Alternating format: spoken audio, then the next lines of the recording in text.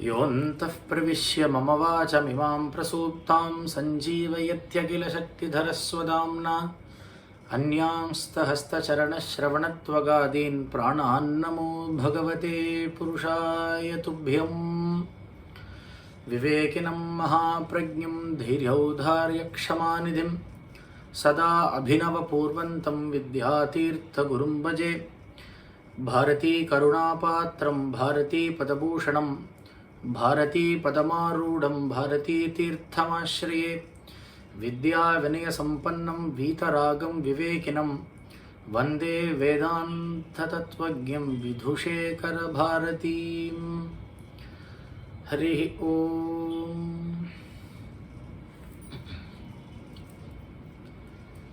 श्रीमद्भागवतத்தில் பகவான் குச்சேலரை சந்திக்கும்போது குரோஹோ அனுகிரகே நெய்வ புமான் பூர்ணஹா அப்படின்னு தன்னுடைய பூர்ணத்துவத்துக்கும் ஐஸ்வர்யத்தினுடைய கோட்டியில் இருக்கக்கூடிய தன்னுடைய பூர்ணத்துவத்துக்கும் தாரித்ரத்தினுடைய கோட்டியில் இருக்கிற குச்சேலருடைய பூர்ணத்துவத்துக்கும் காரணம் குருவனுடைய அனுகிரகம் அப்படின்னு பகவான் சொல்கிறான்.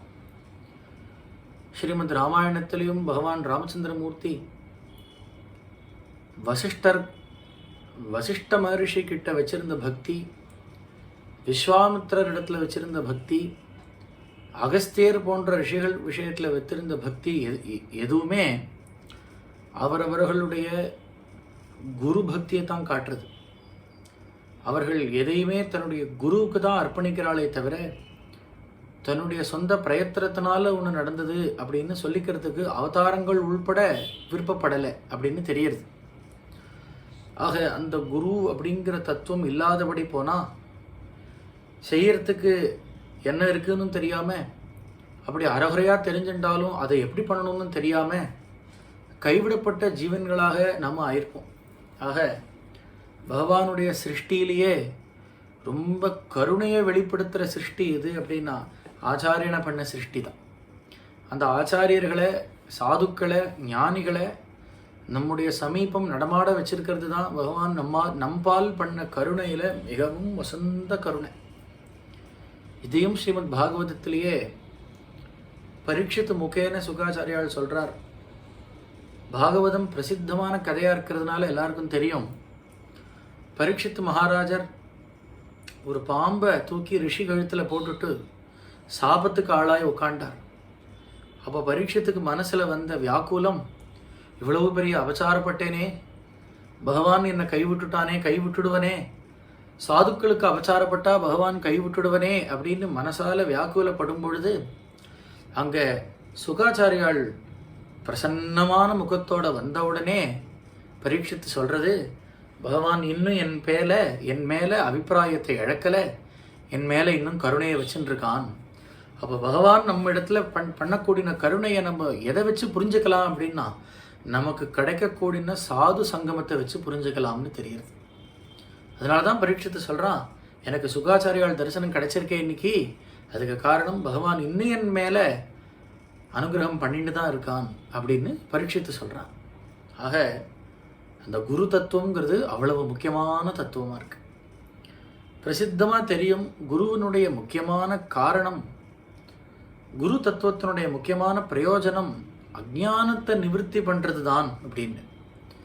அஜ்ஞானத்தை நிவர்த்தி பண்ணுறதுக்கு குருவுக்கு மட்டுமே சாத்தியம். இதனால தான் சொல்கிறார், வெய்யாய் தனியாய் இயமான நாம் விமலா பொய்யாயின எல்லாம் போய் அகல வந்தருளி மெய்ஞானம் ஆகி மிளிர்கின்ற மெய்ச்சுடரே எஜ்ஞானம் இல்லாதேன் இன்பப் பெருமானே அஜ்ஞானம் தன்னை அகல்விக்கும் நல்ல அறிவே அப்படின்னு திருவாச்சகம் ஆரம்பித்த உடனேயே சொல்கிறார். அஜ்ஞானத்தை விளக்கிறது தான் குருவனுடைய பிரதானமான வேலை சிஷ்யனுடைய ஹிருதயத்தில். ஆக இப்படி ஒரு வார்த்தையில் சொல்லும்படி அது சுலபமான விஷயம் இல்லை. அதுக்கு சிஷ்யனுடைய பிரயத்தனமும் நிறையா வேண்டியிருக்கு. சிஷ்யன் முதல்ல அதை வேணும்னு சொல்கிறவனாக இருக்கணும். அஜ்ஞானம் ரொம்ப பிடிச்சிருந்ததானா அந்த சிஷ்யனுக்கு குருவுக்கு அதை எப்படி அகற்ற முடியும்? சிஷ்யனுக்கு முதல்ல அஜ்ஞானம்ங்கிறது நம்முடைய ஸ்திதி இல்லை, நம்முடைய ஸ்திதிங்கிறது சுரூபந்தான். அதில் நிற்கணும்னு தோடும் பொழுது தான் குருவுக்கு அங்கே வேலையே வருது. ஆக குரு காத்துருக்கார். சிஷ்யன் தன்னை ஒப்படைச்சுக்கணுங்கிறது மாத்திரம்தான் அங்கே வேலையே தவிர குருவுக்கு ஒன்றும் அங்கே தனியாக ஒரு வேலை பண்ணணும்னு இல்லை. நமக்குன்னு இருக்கிற கிருபை அங்கே இருந்துகிட்டே இருக்கு. நாம் அதை ஸ்வீகரிச்சுக்க வேண்டியது மாத்திரம்தான் பாக்கி. அந்த ஸ்திதி நமக்கு எப்போ வருதோ அப்போ அங்கே மடை திறந்துடுறது, அல்லது மடை திறந்து தான் இருக்கு, நமக்கு அங்கே ஸ்நானம் பண்ணணுங்கிற எண்ணம் வந்தால் போகிறோம். ஏன்னா சர்வத்திர இருக்கார். சாமானிய ஸ்திதியில் வேணா குரு அப்படிங்கிற ஒரு சரீரத்தோட நம்ம அட்டாச் பண்ணிட்டு பார்ப்போமே தவிர ஓரளவுக்கு பரிப்பக்கம் வந்துருத்தனா கூட குருவை சர்வத்திர பார்க்கணும். குருங்கிற தத்துவம் பிரகிருதியில் கலந்துருக்கு. குரு இல்லாதக்கு இருக்க முடியாதுன்னு ஆயிடும். என் குருநாதர் இல்லையே அப்படின்னு தோன்றதே சாமானிய ஸ்திதியாக தான் இருக்கு. விஷயஞானிகள் எப்படி இருக்கா அப்படின்னு நான் சர்வத்திர பார்க்குறேன். ஆனால் அந்த அந்த ஸ்திதி எங்கேயோ இருக்கு. இப்போ நம்ம அவளை வச்சுட்டு பார்க்க போகிறதில்ல, ஆத்மனிஷ்டர்களை வச்சுட்டு இங்கே குரு தத்துவத்தை பார்க்க போகிறதில்ல. சாமானியர்களுடைய ஸ்திதியில் குரு எப்படி இருக்கார் அப்படிங்கிறது தான் நமக்கு நம் விஷயத்தில் அது பிரயோஜனப்படும். இல்லைன்னா அவர்களுடைய அனுபவத்தை நம்ம கோட் பண்ணிட்டே போகலாமே தவிர அது சுவானுபவ சம்பன்னமாக இருக்காது. சுவானுபவ சம்பன்னமாக அது எப்போ ஆகும் அப்படின்னா நம்மளுடைய ஸ்திதியில் அந்த ஆச்சாரியன் நமக்கு எப்படி அனுகிரகம் பண்ணுறார் அப்படிங்கிறத நம்ம ஸ்திதியிலேருந்து பார்க்கணும். அதனால எந்த ஒரு ஆச்சாரியனும் சிஷ்யன் தன்னிடத்தில் வரும்பொழுது அவனுக்கு தன்னிடத்தில் இருக்கிற உயர்ந்த ஞானத்தை கொடுக்கணும்னு தான் ஆசையாக இருக்காராம். அதுக்கு சுவாதந்திரத்தை அந்த ஆச்சாரியனுக்கு கொடுத்தா போறோங்கிறார். ஏன் அப்படின்னா சபரி விஷயத்தில் மதங்கர் கையில் வச்சுட்டு காத்துட்டு இருந்தார். எதை அப்படின்னா தாரக நாமத்தை கையில் வச்சுட்டு இருந்தார். மதங்கருக்கு அநேக சிஷ்யர்கள். ஒரு நாள் எல்லாரையும் கூப்பிட்டு கேட்டார், உங்களுக்கெல்லாம் என்ன வேணும்னு கேட்டார். உடனே அந்தந்த சிஷ்யர்கள் சொன்னா, ஒரு சிஷ்யன் சொன்னான், எனக்கு நல்ல சாஸ்திராபியாசம் பண்ணணும்னு சொன்னான். சரின்னு விட்டார். இன்னொரு சிஷ்யனை கூப்பிட்டார், அவன் தங்கு தடை இல்லாமல் பிரவச்சனம் பண்ணுற சாமர்த்தியம் வரணும்னு கேட்டான். ஆகட்டும்னார். இப்படியே அவரவர்களுக்கு கொடுத்துட்டே வந்து கடைசியாக சபரியை கூப்பிட்டு, சபரி உனக்கு என்னவா வேணும்? சபரி சொன்னா, எனக்கு என்ன வேணும்னு எனக்கு தெரியாது, எனக்கு எது நல்லதுன்னு உங்களுக்கு தெரியும், ஆக நீங்கள் சுதந்திரமாக எனக்கு உபதேசம் பண்ணுங்கோ அப்படின்னு சொன்னார். இதைத்தான் ஆச்சாரியன் எதிர்பார்க்குறார். ஏன்னா நம்ம ஒரு அகங்காரத்தோடு கூட நம்ம ஏதோ தெரிஞ்சுனுட்டோமாக்கும் அப்படின்னு நினச்சிட்டு இங்கேன்னு சொல்லும்பொழுது ஏதோ தெரிஞ்சுட்டு இருக்கானே அப்படின்னு வந்துடுறது. நீங்கள் தான் நான் எந்த ஸ்திதியில் இருக்கேன்னு எனக்கு தெரியல, நான் எந்த ஸ்திதியில் இருக்கேன்னு உங்களுக்கு நல்ல தெரியறதுனால நீங்கள் எப்படி என்ன வைக்கணும்னு நினைக்கிறீங்களோ அப்படி வைங்கோ. அப்படி ஒரு சுவாதந்திரத்தை கொடுக்கும் பொழுது அப்போ ஆச்சாரியன் தன்னை கையில் எடுத்துன்றார், நம்மளை கையில் எடுத்துன்னுடுறார். அப்போ நம்ம போகிற மார்க்கம் இன்னும் சீக்கிரமாக கூட இருக்கு. கிடுகிடுன்னு போய்டுறோம். நாம் நம்மளுடைய படிப்பை நம்பிட்டு போகும்பொழுது எவ்வளவு நாள் ஆகுமோ தெரியாது. ஆக குரு விஷயத்தில் சரணாகதி அப்படிங்கிற ஆட்டிடியூடு தான் சரியான ஆட்டிடியூடாக இருக்குது. அவருடைய சந்நிதியில் போய் சேவை பண்ணணுங்கிற, நம்முடைய குருநாதருடைய சந்நிதியில் போய் சேவை பண்ணி தத்வித்தி பிரணிபாத்தேன பரிப்பிரஷ்னேன சேவையா அப்படின்னு பகவத்கீதையில் பகவான் ஆக்ஞாபிக்கிறான். குரு சந்நிதியில் போய் சேவை பண்ணு, நிறைய கைங்கரியங்கள் பண்ணு. கைங்கரியம் பண்ணி ஏதோ வீட்டில் இருந்துட்டு ஒழிஞ்ச நேரத்தில் குரு சந்நிதிக்கு போகணும்னு இல்லாமல் நான் ஒருத்தன் இருக்கிறதே அவருடைய கைங்கரியத்துக்கு தான் அப்படின்னு புரிஞ்சுண்டு பண்ணுற கைங்கரியம் இருக்கே, அது அலாதியான கைங்கரியம். அதனால சொல்றார், ஆச்சாரியர்கள் சர்வத்திர இருக்கா, சாதுக்கள் சர்வத்திர இருக்கா, நீ ஏன் இன்னும் வீட்டில் இருக்க, ஓடுன்னாருங்க. எல்லாத்தையும் விட்டுட்டு ஓடி போயிட. முன்சன்னங்க ததங்க சங்கமனிசம் துவாமேவ சஞ்சிந்தயன்னே சந்தः சந்தி யதோ யதோ கதமதாः தான் ஆஸ்ரமான் ஆவசன்னே நித்யம் தன்முக பங்கஜாத் விகலிதः त्वत्पुण्यघातामृत श्रोत संप्लव संवृतो नरहरे. ஸ்ரீமத் பாகவதத்தில் இருக்கக்கூடிய ஸ்ருதி கீதை அப்படிங்கிற பிரகரணத்துக்கு ஸ்ரீதர சுவாமிகள் பண்ணின வியாக்கியானத்தில் இந்த விஷயத்தை சொல்றார். முன்சன்னங்க ததங்க சங்க மனிஷம், உலகத்தில் இருக்கக்கூடிய உன்னுடைய சங்கம் எல்லாத்தையும் ஒழிச்சுண்டு உன் குருநாதர் இருக்கிற க்ஷேத்திரத்துக்கே போயிடேன். சங்கமனிசம் துவாமே வசஞ்சிந்தயன்னே சந்தஸ் சந்தி யதோ யதோ கதமதாஹா அப்படிங்கிறது ஆச்சாரியனுக்கு சொல்லக்கூடிய ஒரு லட்சணம். என்னன்னா தான் ரட்சிக்கிறோம் அப்படிங்கிற மதம், தன்னால் ரட்சிக்கப்படுறான் அப்படிங்கிற ஒரு அகங்காரம் இல்லாதக்கி பகவான் நம்மளை இப்படி வச்சிருக்கான் அப்படின்னு தான் அவள் இருக்கலாம். ஆனால் நமக்கும் அவளை விட்டா வேற கதி இல்லை. அவர்களுடைய சந்நிதிக்கு போய் அவர்கள் வாயிலிருந்து வரக்கூடிய உபதேசங்களை நிறைய சிரவணம் பண்ணி அதை நிறைய காதில் வாங்கிட்டு துவத்புண்ணிய காதா அமிர்த ஸ்ரோத சம்ளவ சம்பிருதோ நரஹரே கதாசிரவணம் பண்ணி தத்வாரா ஈஸ்வரனிடத்தில் ஒரு பக்தி ஏற்படும். அந்த ஈஸ்வர பக்தி குருமுகமாக தான் ஏற்படணுங்கிறார். அந்த குருவுக்கு பண்ணக்கூடிய சேவை, குருவுக்கு பண்ணக்கூடிய கைங்கரியம் ஏதோ சொல்லும்போது சாமான்யமாக படலாம், ஆனால் சாமானியம் இல்லை அது. ஏன் அப்படின்னா நம்மளை நமக்கு காட்டித்தர பொறுத்தது. இதை விட அவல நிலை என்ன இருக்குது? நம்மளை மறந்த நிலையில் நாம் இருக்கோம். நம்மளை காமிச்சு தரக்கூடிய கைங்கரியம் அது. அதனால் அப்படி உழைக்கணுமா? புராணங்களையும் இதிகாசங்களையும் எடுத்து பார்த்தா குரு கிட்ட பழியாக கடந்தவாளை பார்க்குறோம். எல்லாரும் அப்படி கைங்கரியம் பண்ணி கூட வந்து வாசம் பண்ணி சேவை பண்ணி தான் அடைஞ்சிருக்கா அப்படிங்கிறத பார்க்குறோம். அந்த சேவையும் அந்த கைங்கரியும் அவர்கள் பின்னாடி போகிறதுக்கு சிஷ்யனை ஆசைப்படுறது அப்புறம் இருக்கட்டும், பகவானே ஆசைப்படுறாங்க. பகவானே சாதுக்கள் பின்னாடி அனுபிரஜிஷ்யாமி அப்படின்னு நானே பின்னாடி அவர்கள் பின்னாடி ஓடுறேன் அப்படின்னு சொல்கிறான். அப்போ ஏற்பட்ட சாதுக்களுடைய சமாகமம் ஏற்படலை அப்படின்னு சொன்னால் அப்புறம் ஆத்மஜானம் வரைக்கும் எங்கேருந்து போகிறது? ஆத்மஜானங்கிறது எங்கே அவுட் ஆஃப் கொஷனாக இருக்குது. அதனால் அவர்கள் சந்நிதிக்கு போய் அவர்களிடத்தில் ஆட்படணும். இல்லாதபடியே வேறு மார்க்கமே இல்லைன்னு விட்டார். யார் சொல்கிறா அப்படின்னா, ஒரு சாமானிய கவி சொன்னால் ஒத்துப்போமா? ஒரு சாமானிய காவியம் சொன்னால் ஒத்துப்போமா? ஒரு பிரம்மனிஷ்டர் சொல்லணும். ஒரு பிரம்மனிஷ்டர் இதை சொன்னால் நம்ம ஒத்துறணும் இல்லையா? ஸ்ரீமத் பாகவதத்தில் பிரசித்தமான அவதூதர், பிரசித்தமான பிரம்மனிஷ்டர் ஜடபரதர். ஜடபரதர் சரித்திரம் தெரியாதவா இருப்பாளா? பாகவதத்தில் பிரவேசமாயிருக்கிற எல்லாரும் ஜடபரத உபாக்கியானம் பிரசித்தமாக கேட்டிருப்பாள். ஜடபரதர் பூர்ணஜானி, சரீர ஸ்மரணை இல்லாமல் நடந்துட்டு இருக்கார். பகவத்பாதாள் சரித்திரத்தில் வர மாதிரி அவருடைய சரித்திரத்திலையும் அவரை கொண்டு போய் காளி கோவில் முன்னாடி வச்சு பலி கொடுக்கறதுக்கு ஏற்பாடு பண்ணுறா. அப்போ கூட தன்னுடைய சரீரத்தை காப்பாற்றிக்கணுங்கிற எண்ணம் இல்லாதபடி ஸ்வரூபனிஷ்டராகவே இருக்கார். அப்புறம் காளி வந்தா அவரை ரட்சிச்சா. அப்புறம் அங்கேருந்து புறப்பட்டார். இப்படியே நடந்துட்டு இருக்கார். நடந்து வந்துட்டே இருக்கும் பொழுது ஒரு இடத்துல ரகுகணன் அப்படிங்கிற ராஜா பல்லாக்கில் போகிறான். இவரை கூப்பிட்டு பல்லாக்கு தூக்க சொன்னால் இவருடைய மகத்துவம் தெரியாமல் இவர் பல்லாக்கு தூக்கிட்டு போகிறார். பல்லாக்கு தூக்கிட்டு போயிட்டே இருக்கிறச்சே இவர் ரெண்டு பேருக்கும் சம்பாஷணம் வந்தது. ரகுகணனுக்கும் ஜடபரதருக்கும். சரியா தூக்கலை இவர் பல்லாக்க. ராஜாவுக்கு மண்டை இடிச்சது 2 வாட்டி. இவரை பார்த்து சத்தம் போட்டான்.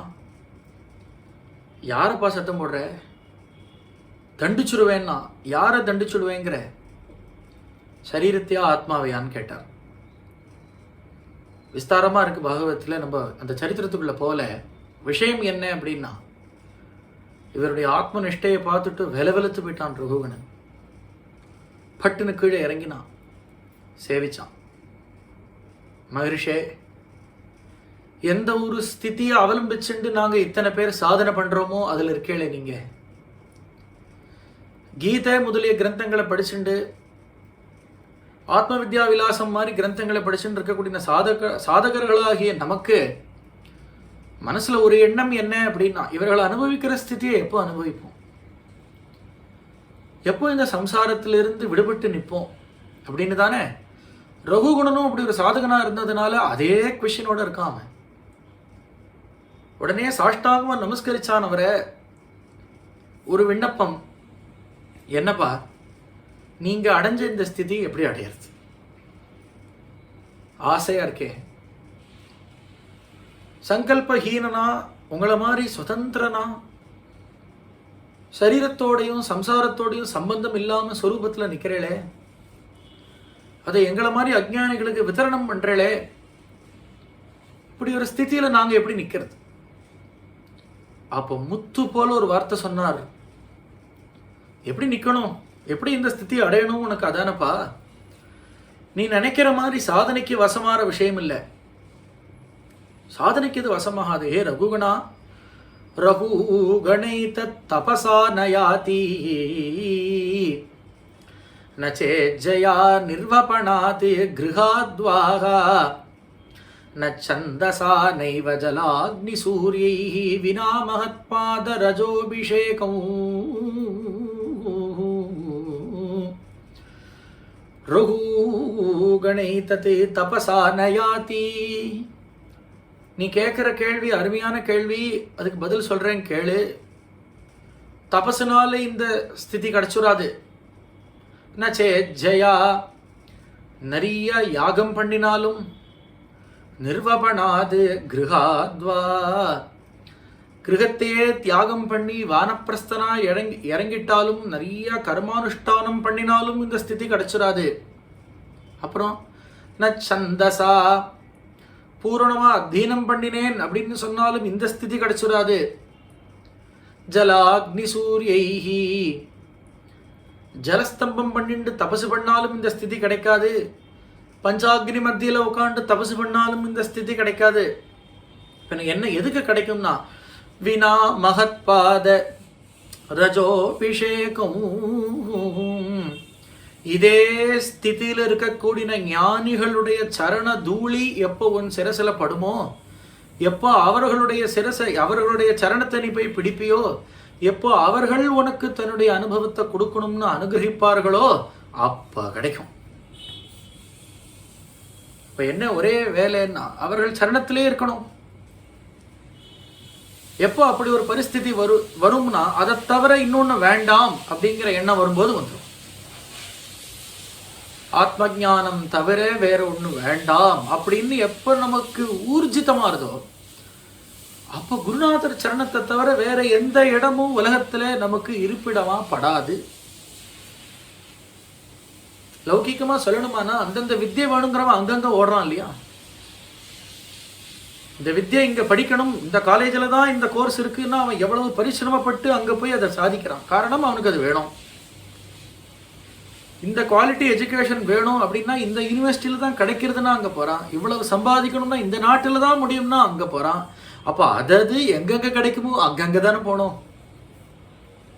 நான் இங்கே இருந்துட்டே வேலை பார்க்குறேன், ஆனால் அந்த சம்பளம் வேணுங்கிறது லௌகீகத்திலேயே எப்படி உதவாதோ, அதுபோல் ஆத்ம ஞானம் வேணும்னு சொன்னால் நான் லௌகீகத்தில் இருக்கிறபடி இருந்துட்டுருப்பேன், ஆனால் வேணும்னு சொல்கிறதுல நியாயம் இல்லையே. அதில் ஒரு நியாயமே இல்லையே. அதனால சொல்றார், அவர் சரணத்தை போய் பிடி. வினா மகத்பாதரஜோபிஷேகம்.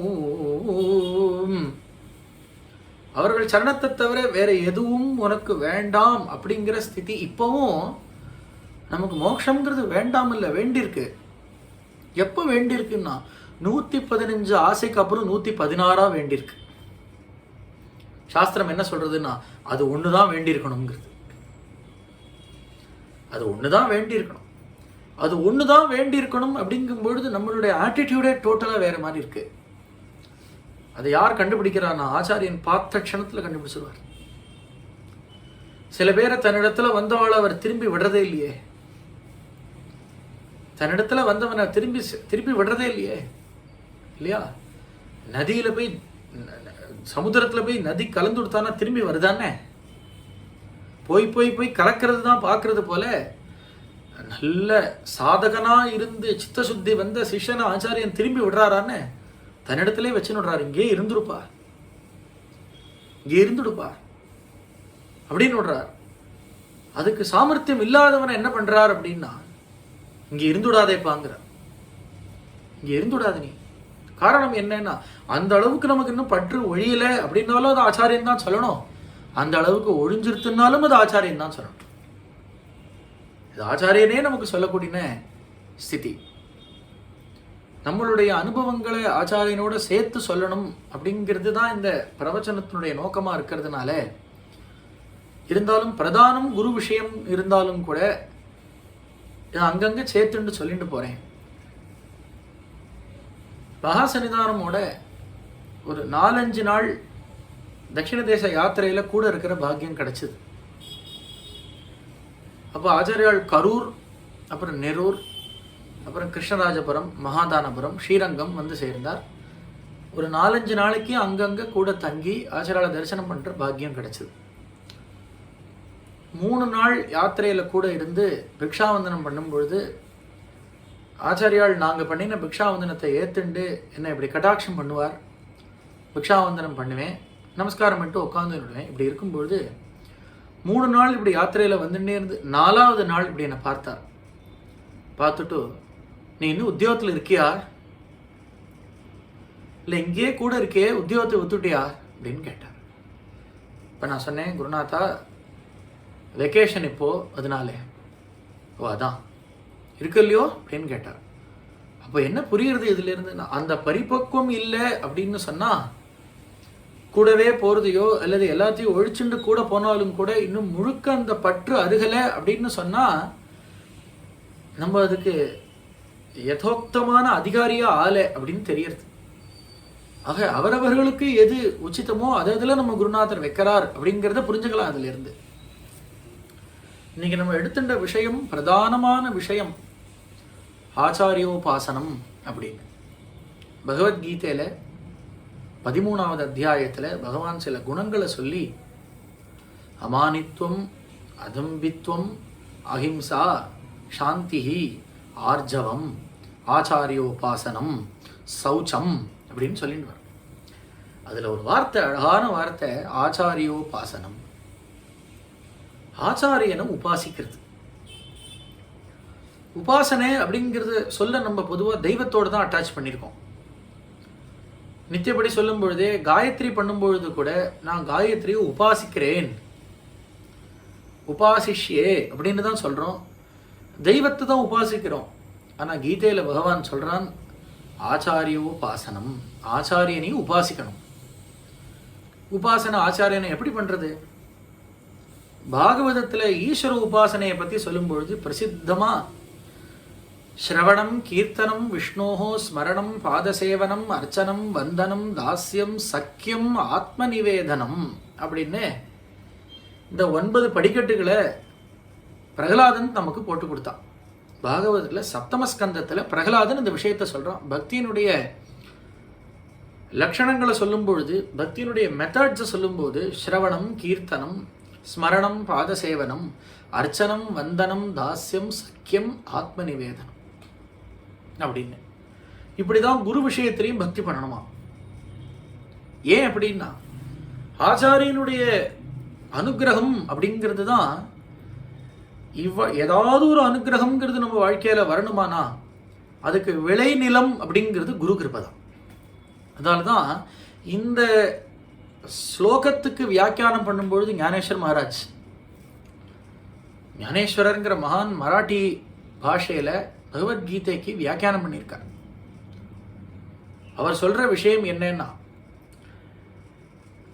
ஆதவீயாச்சி தெய்வா ஜன்மபூமி ஹே சேவா ஜே பிரம்ம கரி ஜீவாம். அனுகிரகம் அப்படிங்கிறது வரத்துக்கு ஜென்மபூமி என்ன? குரு கிருபை. ஏதோ ஒரு சாதனை பண்றதுக்கும், ஏதோ ஒரு தெய்வத்தை சாட்சாத்கரிக்கணும், சாரூபியம், சாலோக்கியம், என்ன மோட்சம் இருந்தாலும் சரி, கைவல்யம் மாட்டோம், இதுக்கு ஆதாரமா இருக்கிற ஜென்ம பூமி எது அப்படின்னா குரு கிருபைன்னு. அந்த அனுகிரகம் இல்லை அப்படின்னு சொன்னா நிலம் இல்லாதவன் எப்படி எதையும் விதைக்க முடியாதோ, ஒரு காணி நிலம் இருக்குன்னா அவன் இதை விளைச்சேன், இது விளைஞ்சதுன்னு சொல்லலாம். எதுவும் நிலம் இல்லாதவன் வாயில தானே பேச முடியும். அதுபோல குரு அனுகிரகம் இல்லாதவன் எதுவும் சாதிக்க முடியாதுன்னு. குருவோட அனுகிரகம் வேணும்னு ஆரம்பிக்கிறார் ஞானேஸ்வரியில. இந்த ஒரு ஸ்லோகத்துக்கு, அதுவும் இந்த ஒரு பதத்துக்கு மாத்திரம் விஸ்தாரமா வியாக்கியானம் பண்ணிட்டார். ஞானேஸ்வரர் மகாஞானி.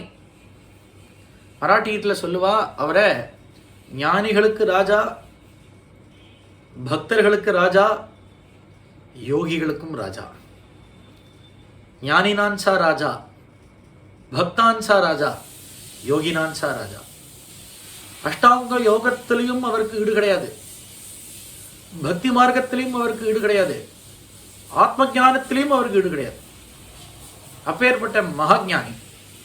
யோகத்தில் அவருக்கு ஈடு கிடையாதுங்கிறது சரித்திரத்தை பார்த்தாலே புரிஞ்சுக்கலாம். பக்தியில் அவருக்கு ஈடு கிடையாது அப்படிங்கிறத பகவத்கீதை வியாக்கியானத்தை பார்த்தாலே தெரிஞ்சுக்கலாம். ஞானத்தில் அவருக்கு ஈடு கிடையாதுங்கிறதுக்கு ஒரு கிரந்தம் பண்ணியிருக்கார், அதுக்கு அமிர்தானுபவம்னு பேர்.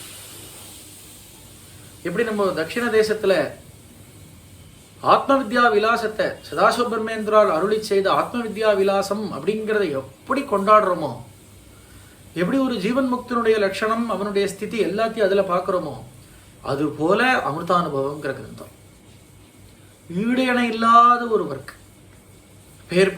பேர்பட்ட ஞானி சொல்றார், ஆச்சாரிய உபாசனா என்ன, எப்படி உபாசிக்கும் குருநாதனை அப்படின்னா, முதல்ல சொல்றார் குரு விஷயத்துல ஸ்மரணம். குரு விஷயத்துல ஸ்மரண பக்தி. இதான 9 படிக்கட்டு சொல்லிட்டு வந்தோமே, அதுல முதல்ல ஸ்மரணம் அப்படிங்கிறது என்ன அப்படின்னா, குருவோட கூட வாசம் பண்றதுக்கு நமக்கு இன்னும் சாமர்த்தியம் போல லௌகீகம் இன்னும் ஒழிஞ்ச பாடு இல்லை அப்படின்னா, நமக்கு ஒரே ஹோப் என்னன்னா ஸ்மரணை தானே. குருநாதர் விஷயமான ஸ்மரணை. காலம்பரை முழிப்பு வந்துருத்தானா, 4 மணிக்கெல்லாம் முழிப்பு வந்துருத்தானா ஒரு சிஷ்யனுக்கு, எங்கேயோ தள்ளி இருந்தாலும், எவ்வளவோ கிலோமீட்டர் தள்ளி இருந்தாலும், பிரேமைக்கு டிஸ்டன்ஸ் உண்டான்னு, அன்புக்கு டிஸ்டன்ஸ் உண்டான்னு. ஏன்னா எங்கேயோ இருக்கு சந்திரன், எங்கேயோ இருக்கு சகோரபட்சி, எவ்வளவு 1000 கிலோமீட்டர் தள்ளி இருக்கு, ஆனா அதை பார்த்து பார்த்து இது கூவலையோ. எங்கேயோ உதிக்கிறது சந்திரன், இங்க இருக்கிற தாமரம் அலறலையோ. அதுபோல பிரேமைக்கு தூரம் தெரியாது. அதுபோல என் குருநாதர் எங்கேயோ இருக்கார், அவரோட கூட இருக்க முடியல எனக்கு அப்படின்னாலும் கூட இவன் மனசு என்ன பண்ணும்னா, இவ்வளவு நேரத்துக்கெல்லாம் அவர் எழுந்துட்டு இருப்பார், இவ்வளவு நேரத்துக்கெல்லாம் ஸ்நானம் பண்ணிட்டு இருப்பார்,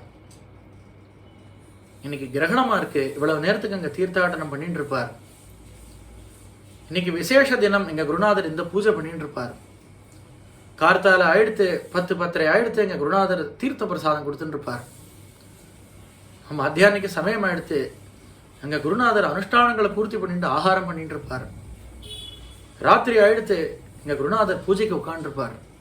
ஸ்மரணை, குரு விஷயமாவே ஸ்மரணை. அது என்ன பண்ணும் இவனை அப்படின்னா, இவன் பாட்டு இவனுடைய வேலையை பண்ணுவான். இவன் பாட்டு இவன் வேலைக்கு போறான், ஆஃபீஸ் போறானோ, என்ன வேலையோ பண்ணிட்டு இருக்கான். எப்படி பண்றான்னு அவர் பண்ண சொல்றாரு, பண்ணிட்டு இருக்கேன். நீ இதுல இரு, இது பண்ணு அப்படின்னு நமக்கு ஆக்ஞாபிச்சிருக்கார், அதனால பண்ணிட்டு இருக்கேன். மற்றபடி இந்த வேலைக்கு எனக்கு ஒரு தொடர்பு இல்லை, நான் பண்ணிகிட்டே இருப்பேன், என் குருநாதரை நினைச்சுட்டே இருப்பேன். எனக்கு என்னைக்கு பரிபக்குவம் வந்துருத்துன்னு அவர் நினைக்கிறாரோ தன்னை கிட்ட கூப்பிட்டுக்க போறார். அவரோட இருக்கவே பிறந்தவன் தான் இங்க வச்சிருக்கார் அப்படின்னா, இன்னும் பரிபக்குவம் வரல, அந்த பரிபக்குவத்தையும் அவரே கொடுத்து கூப்பிட்டுப்பார். அது வர வரைக்கும் நமக்கு என்ன ஒரே வேலை அப்படின்னா, தவ கதாமிருதம் தப்த ஜீவனம், அவருடைய கதையை ஸ்மரிச்சுண்டு. அப்புறம் யாராவது நம் குருநாதர் இருக்கிற இடத்துக்கு போயிட்டு வந்து தன்னுடைய அனுபவங்களை சொல்லிக்கணும் அப்படின்னு ஆரம்பிச்சுட்டாளானா நமக்கு எப்படி இருக்கும்னா, எப்படி ஒரு ராமபக்தனுக்கு ராமாயணமோ, எப்படி கிருஷ்ண பக்தனுக்கு பாகவதமோ, அதுபோல நமக்கெல்லாம் எது கதை அப்படின்னா, யாரெல்லாம் ஸ்ருங்கேரி போயிட்டு வராளோ அவர்கள்ட்ட போயிட்டு வந்த கதையை கேட்கறது. எப்படி அனுகிரகம் பண்ணார், எப்படி பேசினார், என்ன கேட்டார் அப்படின்னு கேட்கறதுல எந்த ஆனந்தம் உண்டோ அதைத்தான் ஞானேஸ்வர மகாராஜ் சொல்றார். அந்த குரு விஷயமா பண்ணக்கூடிய சிரவணம் எவ்வளவு தடவை கேட்டாலும் நமக்கு அது அழுக்கவே இல்லை. குரு சரித்திரத்தை எத்தனை தடவை படிக்கிறோம், எவ்வளவு தடவை கேட்கிறோம், ஆனா ஒரு தடவை கூட நமக்கு இன்னும் அலுப்பு தட்டின பாடு இல்லையே. ஆனா உலகத்துல இருக்கிற திசையோ உலகம் வேற மாதிரி இருக்கு. உலகத்துல எந்த ஒரு விஷயத்தையும் 2 வாட்டி 3 வாட்டிக்கு மேல கேட்டுட்டா அழுத்துறது. ஆனா குருநாதர் விஷயமான கதையை எவ்வளவு தடவை சிரவணம் பண்ணினாலும் ஒரு பொட்டு அழுக்காதைக்கு அப்படியே நவயௌவனமா இருக்கிறது. அது ஒன்னே ஒன்று குருச்சரித்தம் மொத்தம்தான், குருனுடைய லீலை மாத்திரம்தான். அதனால ஸ்ரவணம், ஸ்மரணை, அப்புறம் குருவை பத்தின ஸ்ரவணம். அப்புறம் இன்னொன்று சொல்ற, ஒரு கால் குரு இருக்கிற இடத்துக்கு போக முடியல அப்படின்னு சொன்னால் இதெல்லாம் ஞானேஸ்வரர் சொல்கிறத மராட்டியில் சொல்கிறத அப்படியே தமிழாக்கம் பண்ணிட்டு வரேன். அப்படியே இருக்குது கீதா வியாக்கியானத்தில். குரு எந்த திசையில் இருக்காரோ அந்த திசையிலிருந்து அடிக்கிற காத்துக்கு வந்தனம் பண்ணுவானாம். என் குருநாதரை ஸ்பரிசிச்ச காத்து, என் குருநாதர் இருக்கிற திசை, அங்கே யாராவது போயிட்டு வந்தா ஒரு பிரசாதம் கொடுத்தா அப்புறம் அவரை சேவிச்சேடா அப்படின்னு அவரை சேவிச்சிருவானா இவன். அவரை பார்க்க கிடைச்சதா, அவர்கிட்ட பேச கிடைச்சதா, அவர் உங்களை குசல பிரஷ்னம் பண்ணினாரா, அவருடைய அனுகிரகத்துக்கு பாத்திரமா நீரா நீர் அப்படின்னு அவரை சேவிச்சிருவானா. அப்படி இருக்குமா குரு பக்தியினுடைய ஸ்திதி. அதுக்கு மேல சொல்றார் ஸ்ரவணம், ஸ்மரணம், அப்புறம் குருவினிடத்துல சக்கியம். சக்கிய பாவம் எப்படி இருக்கும் ஞானேஸ்வர் சொல்றார். தன்னுடைய குருநாதர் தான் சிஷ்யனுக்கு பரமேஸ்வரன், தன்னுடைய குருநாதர் தான் சிஷ்யனுக்கு நாராயணன். அதனால குருநாதரை நாராயணனா பாவனை பண்ணிட்டு, தன்னை ஆதிசேஷனா பாவனை பண்ணிட்டு, தன்னையே பிராட்டியா பாவனை பண்ணிட்டு, தன்னையே எதிர்க்க கருடனாவையும் பாவனை பண்ணிட்டு வைகுண்டத்தை மனசுல தியானம் பண்ணிட்டு இருப்பான். கைலாசத்தை மனசுல தியானம் பண்ணிட்டு இருப்பான். வைகுண்டபதியா தன் குருநாதரையே பார்ப்பனா, கைலாசபதியா தன் குருநாதரையே பார்ப்பனா. இதெல்லாம் இந்த சிஷ்யனுக்கு மனசுல இருக்கக்கூடிய ஸ்மரணை, குரு விஷயத்துல இருக்கிற சக்கிய பாவத்தை வெளிப்படுத்துறது. குருவுக்கு எது பண்ணணுமோ அது எல்லாத்தையும் கூட இருந்து பண்ற சேவை இருக்கே, அந்த சேவையிலேயே கொஞ்சம் சக்கிய பாவம் ஒளிஞ்சுட்டு இருக்கு உள்ள. அவருக்கு என்னென்ன பிடிக்கும், எந்த சூட்டில் வெந்நீர் போட்டா ஸ்நானம் பண்ணுவார் அப்படின்னு அந்த கூட பழகிற சிஷ்யனுக்கு தெரியுமே. அதுல கொஞ்சம் சக்கியம் ஒளிஞ்சுட்டு இருக்கும் உள்ள. பிரதானமா தெரிகிறது தாசியம்னாலும் கூட ஒரு ஃப்ரெண்டா இருந்து பார்த்தா தான் அப்படி புரிஞ்சுக்க முடியும். அதனால சக்கிய பாவமும் குருவினிடத்துல செல்லுபடி ஆகுங்கிறார். அப்புறம் சொல்றார் அர்ச்சனம். குருவனுடைய விஷயத்துல அர்ச்சனை பண்ணணுமானா இந்த சிஷ்யன் என்ன பண்ணுவானா, மனசனால ஒரு ஆலயம் கட்டிப்பனா. மனசனால தியானம் பண்ணி ஒரு ஆலயம் கட்டி, அந்த கோவில் எப்படி கட்டுவான் அப்படின்னா, தன்னுடைய சுத்தமான மனசை மதில் செவராய் எழுப்பி அந்த கோவில்ல சுத்தி இருக்கக்கூடிய பரிவார தெய்வங்களாக என்னென்ன வாகனங்கள் உண்டோ, அப்புறம் பரிவார தெய்வங்கள், பரிகணங்கள், அப்புறம் கூட கைங்கரியத்துக்கு இருக்கிறவா எல்லாவாகவும் சிஷ்யனாயின தானே ஆகி, அப்புறம் சாஸ்திர ஞானம் அப்படிங்கிறத அந்த கோவிலை சுத்தி இருக்கக்கூடிய பிராகாரமா அமைச்சு, ஆனந்தமயமான விமானத்தை நடுவுல எழுப்பி அந்த கர்ப்ப கிரகத்துக்குள்ள குருநாதனாகிய சிவலிங்கத்தை பிரதிஷ்டை பண்ணி, தன்னுடைய அமிர்த தாரையான தியானத்தினால அபிஷேகம் பண்ணி, புத்தி அப்படிங்கிற புஷ்ப கூடையில சத்துவ குணங்கள் அப்படிங்கக்கூடிய புஷ்பங்களை அடுக்கி லட்சார்ச்சனை பண்ணிட்டே இருப்பானாம். கரைஞ்சிண்டே வரக்கூடிய தன்னுடைய ஜீவனத்தை அந்த குருநாதருக்கு தூபமா ஆக்கி, அவருடைய அனுகிரகத்தினால வர ஞானத்தை அவருக்கே தீபமா ஆக்கி, சர்வத்திர பிரம்ம தரிசனம் அப்படிங்கிற ஸ்துதியை குருவினிடத்திலே நைவேத்தியம் பண்ணுவானாம். இதுதான் அர்ச்சனை, இதுதான் ஆச்சாரியோபாசனம். இப்படி ஒரு அர்ச்சனை, இப்படி ஒரு தியானம், எப்போதும் மனசுல இப்படியே ஒரு தியானத்தோடு ஒரு சிஷ்யன் இருந்தா அது எப்பேற்பட்ட பரிஸ்திதி. அது அர்ச்சனம், வந்தனம். வந்தனம் எதுக்கு பண்ண மாட்டோம்? குரு சம்பந்தமான எல்லாத்துக்கும் அர்ச்சனை. ஆச்சாரியனிடத்துல பழகிட்டு வரவர்கள்ட்டெல்லாம் நமஸ்காரம், குரு பாதுகைக்கு நமஸ்காரம், குருவினுடைய பிம்பத்துக்கு நமஸ்காரம், பிரதிபிம்பத்துக்கு நமஸ்காரம், அவருடைய சித்திரத்துக்கு நமஸ்காரம். இப்படியே வந்தனம் பண்ணி நேரம் இருந்தா சந்நிதிக்கு சந்நிதி, சந்நிதிக்கு சந்நிதி, குருநாதர் வரும்பொழுது நமஸ்காரம் நமஸ்காரம் நமஸ்காரம்ங்கிறது வந்தனம். அப்புறம் பாத சேவனம். குருவுக்கு பாத சேவை அப்படிங்கிறது நித்தியப்படி டைரக்டா கிடைக்கலன்னாலும் பாதுகைகள் மூலியமா கிடைக்கும். ஸ்ரீ பாதுகைகள் அப்படிங்கிறது குருநாதருடைய ரெப்ரசன்டேஷன். எப்படி நமக்கு சாஸ்திரத்துல அந்தந்த தேவதைகளுக்கு ஒரு சிம்பாலிக் ரெப்ரசன்டேஷன் சொல்றா. விஷ்ணுவை சால கிராமத்தில் ஆராதனை பண்றோம், பரமேஸ்வரனை பானலிங்கத்தில் ஆராதனை பண்றோம், கணேசரை சோனபத்ரா நதி தீரத்தில் கிடைக்கிற கல்லில் ஆராதனை பண்றோம், அம்பாளை சொர்ணமுக்கியா ஆராதனை பண்றோம், சூரியனை ஸ்படிகமா ஆராதனை பண்றோம், அம்பாளை ஸ்ரீசக்கரமா ஆராதனை பண்றோம், முருகனை வேலா ஆராதனை பண்றோம். இப்படி எல்லா தெய்வங்களுக்கும் எப்படி ஒரு பிரதிநிதி இருக்கோ அதுபோல குருநாதருடைய பிரதிநிதி ஸ்ரீ பாதுகைகள். ஸ்ரீ பாதுகைகளும் சேஷவஸ்திரமும் குருநாதருடைய பிரதிநிதி. பாதுகை வேற, குருநாதர் வேற அப்படின்னு நினைக்கிறது சாமானியம். சேஷவஸ்திரம் வேற, குருநாதர் வேற அப்படின்னு நினைக்கிறதும் சாமானியம். இது ரெண்டுக்கும் பண்ற நமஸ்காரமும் இது ரெண்டுக்கும் பண்ற சேவை சாட்சாத் குருநாதருக்கு தான் இந்த சேவை பண்றோம் அப்படிங்கிற ஆட்டிடியூட் இருக்கணும் தான் நமக்கு இதிகாச புராணங்கள்ல பல கதைகளை பார்க்குறோம், பல இடங்கள்ல பார்க்குறோம். பிரதானமா பாதுகையை ஆராதனை பண்ணினது நம்மளுடைய இதிகாச புராணங்கள்ல 2 பேர். ஒன்று பரதன், இன்னொன்று உத்தவன். பாகவதத்தினுடைய கடைசியில உத்தவனுக்கு தன்னுடைய பாதுகைகளை கொடுத்துட்டு பகவான் கண்ணன் பத்ரிகாசிரமம் போய் அதை ஆராதனை பண்ணுன்னு சொல்றார். இன்னைக்கும் உத்தவன் அதை தான் ஆராதனை பண்ணிட்டு இருக்கான். ஸ்ரீமத் ராமாயணத்துல பரதனுக்கு கொடுத்தது பாதுகைகளை. யார்கிட்டையுமே குருங்கிற பாவம் இருந்தாதான் பாதுகை செல்லுபடி ஆகுமா? தெய்வத்தோட நம்ம பாதுகையை அசோசியேட் பண்ணல, குருவோட தான் பாதுகையை அசோசியேட் பண்றோம். அதனால தான் பரதன் அங்க அயோத்தியா காண்டத்துல ராமரை பார்க்கணும்னு துடிச்சுண்டு வரும்பொழுது நமே சாந்திர் பவிஷ்யதி, நமே சாந்திர் பவிஷ்யதி, சாந்தி இல்லை சாந்தி இல்லைன்னு வரும்பொழுது அவங்க எதிர்க்க ராமரை பார்த்தாருங்கிறார். பார்த்தாருன்னா எப்படி இருந்தார் ராமர், என்னவா இருந்தார் ராமர்னா தன்னுடைய அண்ணாவான ராமரை பார்த்தாருன்னு சொல்லல, தெய்வமாகி ராமரை பார்த்தாருன்னு சொல்லல. பின்ன ததர்ஷ பரதோ குரும், தன்னுடைய குருவான ராமரை பார்த்தார். குருன்னு பார்த்தான் இல்லையா, அதான் பிரசாதம் பாதுகை. தெய்வமா பார்த்தா வேற என்ன பிரசாதம் கொடுத்துருப்போ தெரியல, ஆனா குருவா பார்த்ததுனால பிரசாதம் பாதுகை. உத்தவனும் பகவானும் குருவா பார்த்ததுனால தான் பிரசாதம் பாதுகை. பாதுகைகளையும் சேஷவஸ்திரத்தையும் ஆச்சாரியன் அனுகிரகம் பண்றார். நம்முடைய அனுபவத்துல அடியனுடைய தாயாருக்கு கல்யாணம் ஆன புதுசுல ஒரு அனுபவம். சாயங்காலத்துல விளக்கேற்றிட்டு அம்பாளோட சந்நிதியில சஹஸ்ரநாமம் பண்ணி அர்ச்சனை பண்றது, குங்குமார்ச்சனை பண்றதுன்னு அடியனுடைய தாயாருக்கு ரொட்டீனா இருந்த விஷயம்.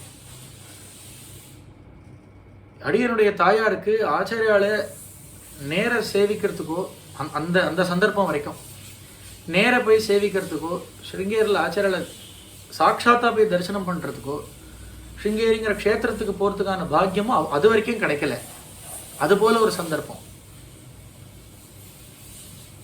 அந்த மாதிரி சந்தர்ப்பத்தில் இந்த அர்ச்சனை பண்ணிட்டே இருக்கும் பொழுது ஒரு பாவம்,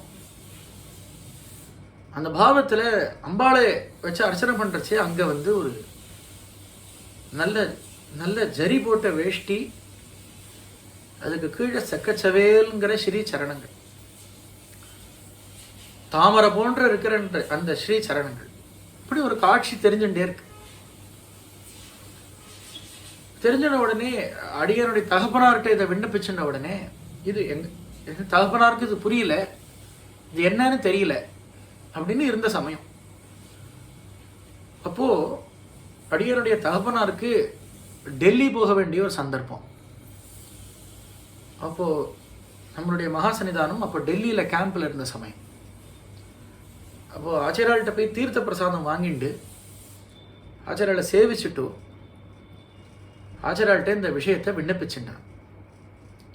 இது போல என்னுடைய தர்மபத்னிக்கு சாயங்காலத்தில் அர்ச்சனை பண்ணும்பொழுது இப்படி ஒரு வஸ்திரமும், அந்த வஸ்திரத்துக்கு கீழே சக்கச்சவேல்னு 2 சரணங்கள் தெரியுது. இது என்னன்னு புரியல. இப்படி சொன்ன உடனே ஆச்சாரியால் அதை முழுக்க கேட்டுன்னுட்டு உட்காந்துக்க சொன்னார். தீர்த்த பிரசாதம் வாங்கிட்டு உட்காண்டிருக்கும் பொழுது, தரிசனம் எல்லாம் முடிச்சுட்டு ஆச்சாரியால் உள்ள கிளம்பும் பொழுது தனக்கு கூட கைங்கரியத்தில் இருக்கிற ஒருத்தர்கிட்ட சொல்லி ஒரு வஸ்திரம் எடுத்துன்னு வர சொல்லி என்னுடைய தகப்பனாரை கூப்பிட்டு தன்னுடைய சேஷ வஸ்திரத்தை தான் கொடுத்து, உங்க பத்தினி இதைத்தான் பார்த்தாளா கேளுங்க அப்படின்னு கேட்டார். அந்த பிரசாதம், அந்த சேஷ பிரசாதம், வஸ்திர பிரசாதம் அங்கேருந்து கிரகத்துக்கு வந்த உடனே என்னுடைய தாயார் பார்த்துட்டு, இதே தான் நான் தரிசனம் பண்ணேன், இதே தான் எனக்கு அனுகிரகம் ஆச்சு, இதே தான் பார்த்தேன் அப்படின்னு சொன்னா இது எப்பேற்பட்ட அனுகிரகம்னு சொல்லி மாளாது. வஸ்திரம் அப்படிங்கிறது ரொம்ப திவ்யமானது. குருவோட சம்பந்தப்படும் போதும் சரி, தெய்வத்தோட சம்பந்தப்படும் போதும் சரி. அதனால தான் கோவில்களுக்கு போனால் கூட அம்பாள் உடுத்தின்ற வஸ்திரத்தை நமக்கு பிரசாதமாக இன்றைக்கும் கிடைக்கிறது. இதுக்கு சம்பிரதாயத்தில் ஒரு கதை உண்டு. ஸ்ரீ வைஷ்ணவ சம்பிரதாயத்தில் ரொம்ப பிரசித்தமான மகான்கள் 2 பேர் இருந்தா. ஒருத்தருக்கு காஞ்சி பூரணர்னு பேர், ஒருத்தருக்கு மகாபூரணர்னு பேர். தமிழில் இவர்களை திருக்கச்சி நம்பிகள் அப்படின்னும் பெரிய நம்பிகள் அப்படின்னும் ஸ்ரீ வைஷ்ணவத்தில் சொல்லுவா. இதில் இந்த திருக்கச்சி நம்பிகள் அப்படிங்கிற மகான் காஞ்சிபுரத்தில் இருக்கக்கூடிய வரதராஜருக்கு நித்தியப்படி கையில் இவர் பெரிய சாமரம் வச்சுட்டு சாமரம் போடுற கைங்கரியம் அவருக்கு. வரதராஜ பெருமாள் இவரோட பேசுவார், சம்பாஷணை பண்ணுவார். அதுபோல ஒரு உரிமை அவருக்கு. அவ்வளவு பிரத்யக்ஷம், அவ்வளவு பக்தி அவளுக்கு. இப்போ வரதராஜ சுவாமியோட நித்தியப்படி பேசுவார், நித்தியப்படி சம்பாஷணை பண்ணிகிட்டே இருப்பார். இப்படி பேசும்பொழுது ஒரு நாளைக்கு இந்த திருக்கச்சி நம்பிகள்ங்கிற மகானுக்கு ஒரு சம்சயம். பெருமாள்கிட்ட கேட்குறார், ஹே பிரபு, இப்படியே நான் உங்களுக்கு கைங்கரியம் பண்ணிகிட்டே இருக்கேன், இந்த சரீரம் விழுந்துருத்தானா இப்படியே வைகுண்டத்தில் கைங்கரியம் பண்ணுவேன் இல்லையா, எனக்கு அந்த சாலோக்கியம்ங்கிற மோட்சம் உண்டு இல்லையா அப்படின்னு கேட்குறார். உடனே பெருமாள் சொன்னாராம், அப்படி ஒன்றும் உண்டுன்னு நான் சொல்லலையேப்பா. அப்போ திருக்கச்சி நம்பிகளுக்கு ரொம்ப ஷாக். என்ன இப்படி சொல்கிறார் இவர், இவ்வளவு தூரம் பேசுகிறோமே. அப்போ உடனே பெருமாள் பதில் சொல்கிறார், நீர் வீசினதுக்கு நான் பேசினது சரியா போச்சு, இதை வச்சுட்டு மோட்சம் கிடைக்கும்னு நினச்சிக்காதீங்கோ அப்படின்னு விட்டார். உடனே இவர் சொன்னார், அப்போ மோட்சத்துக்கு என்ன பண்ணணும்னா ஆச்சாரியனை போய் அட, ஆச்சாரியன் உன்னை ஏற்று விட்டார்னு எனக்கு எப்படி தெரியும்? பகவான் பண்ணுற லீலை பகவானுக்கு தெரியாதது இல்லை, இருந்தாலும் இந்த லீலை அவ்வளோ அழகாக இருக்கு. உன்னை ஆச்சாரியன் ஏற்று விட்டார்னு எனக்கு ஏதாவது காட்டு அப்படின்னு பார்க்கலாம். உடனே இந்த திருக்கச்சி நம்பிகள் சேவை பண்ணிகிட்டே இருந்தவர் அந்த வியஜனத்தை கீழே வச்சார், சாமரத்தை கீழே வச்சார், பெருமாளை சேவிச்சுட்டு வெளில வந்தார். ஸ்ரீரங்கத்திலிருந்து நடந்து நடந்து நடந்து நடந்து காஞ்சிபுரத்திலிருந்து நடந்து நடந்து ஸ்ரீரங்க க்ஷேத்திரம் வந்தார். ஸ்ரீரங்கத்தில் தான் பெரிய நம்பிகள்ங்கிற மகான் இருக்கார், சத் வைஷ்ணவர். அவரையே இவருடைய மனசு தன்னுடைய குருன்னு ஏற்கிறது. அந்த ஆச்சாரியனுக்கு ஒரு கைங்கரியம் பண்ணணும், ஏதாவது விதத்தில் சேவை பண்ணி அவருடைய ஹிருதயத்தை குளிரும்படி பண்ணால் பெருமாள் சந்தோஷப்படுவார் அப்படிங்கிற எண்ணத்தில் இவர் என்ன பண்ணுறார். ஆனால் பெரிய நம்பிகளுக்கோ திருக்கச்சி நம்பிகள் மேலே ரொம்ப மதிப்பு உண்டு. அதனால இவர் ஒரு சேவை பண்ணுறதுக்கு அவர் ஒத்துக்க மாட்டார்னு இவருக்கு தெரியும். தன்னை கைங்கரியம் பண்ண அவர் விடவே மாட்டார். இருந்தாலும் நம்முடைய குரு அவர் தான். ஆக ஏதாவது ஒரு கைங்கரியம் மறைஞ்சிருந்தாவது பண்ணணும்னு நினச்சார். அப்போ என்ன பண்ணால், வண்டி தள்ளுறவனை போல, அந்த காலங்களில் உட்கார வச்சுன்னு இழுத்துன்னு போகிறது இருந்தது இல்லையா, அதுபோல் ஒரு வண்டி தள்ளுறவனை போல தலையில் முண்டாசை கட்டிண்டு அப்படி வண்டியோடு நிற்கிறார். பெரிய நம்பிகள் அங்கேருந்து வந்தார். இந்த வாகனத்தில் எழுந்துருளணும் அப்படின்னு உடனே எழுந்துருளினார். ஏறி உட்காண்டார். வண்டி தள்ளிண்டு போகிறார் ஸ்ரீரங்க வீதியில். மனசில் இவருக்கு என்ன அப்படின்னா, என் குருநாதனை வச்சுட்டு ஒரு கைங்கரியம் பண்ண கிடச்சிதே நமக்கு அப்படின்னு அந்த வாகனத்தை இழுத்துட்டு ஓடும் பொழுது மனசு முழுக்க இவருக்கு என்னன்னா வரதராஜர் நினைப்பு. வரதராஜர் பெருமாள் என்ன சொன்னார், குரு சேவை பண்ணு, குரு சேவை பண்ணிட்டு வார்னார். கிடைச்சிருத்தே நினைச்சுட்டு நேர இவருடைய கிரகம் சேர்ந்து அங்கே நிறுத்தினார். நிறுத்தின உடனே பெரிய நம்பிகள் இப்படி தேடினார்.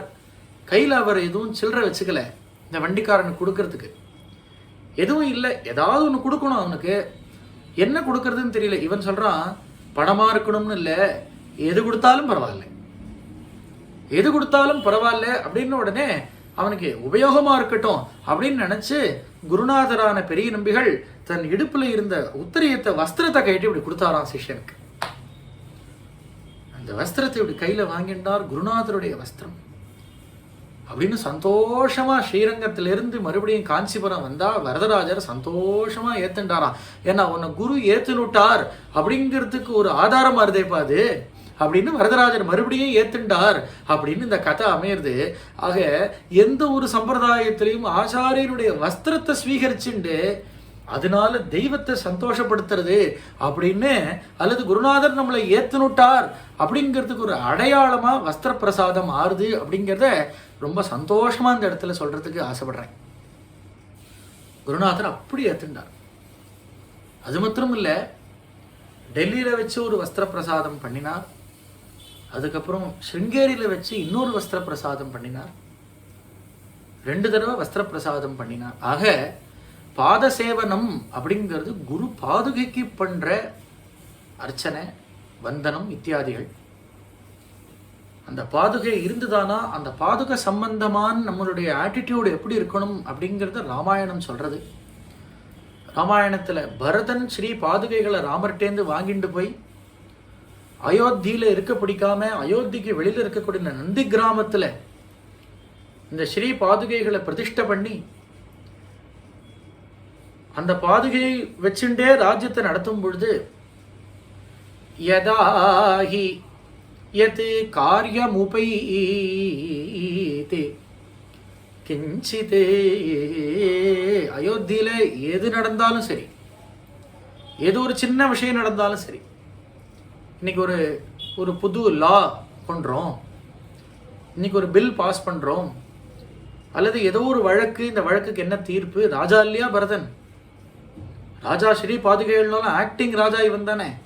அதனால எது நடந்தாலும் அந்த விஷயத்தை முதல்ல போய் அந்த ஸ்ரீ பாதுகைகள் இடத்துல சபாதுகாபியாம் பிரதமம் நிவேத்திய, அந்த பாதுகைகள் இடத்துல போய் பிரதமம் அந்த விஷயத்தை நிவேதனம் பண்ணிட்டு அந்த பரதன் அரசாட்சி பண்ணினான் அப்படின்னு நம்ம ராமாயணத்துல தெரிஞ்சுக்கிறது போல, நம்மளுடைய குடும்பத்தில் எது நடந்தாலும், எந்த லாபமோ எந்த நஷ்டமோ எது நடந்தாலும் நம்மளுடைய மனசுல என்னன்னா பாதுகையில பாதுக ரூபத்தில் ஆச்சாரியால் இருக்கார், ஆச்சாரியால் நடத்தின்னு போறார், ஆச்சாரியால் இருக்கார், ஆச்சாரியால் நடத்தின்னு போறார்.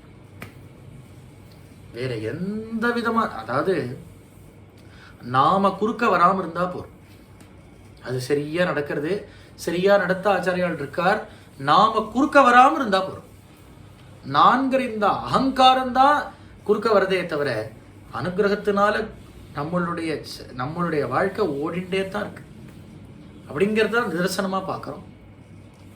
எப்படி வஸ்திர பிரசாதத்தை கொடுத்தாடோ ஆச்சாரியால், அதே போல அடியனுடைய உபநயன சந்தர்ப்பத்தில் அடியனுடைய தகப்பனார் உபநயன பத்திரிகையை ஆச்சாரியாளுடைய சரணத்தில் அர்ப்பணம் பண்ணிட்டும் விழுந்து சேவிச்ச உடனே ஆச்சாரியால் தலைமாட்டில் சேவிக்கும் பொழுது தலைமாட்டில் ஸ்ரீ பாதுகைகளை பிரசாதமாக கொடுத்துட்டு போனார்.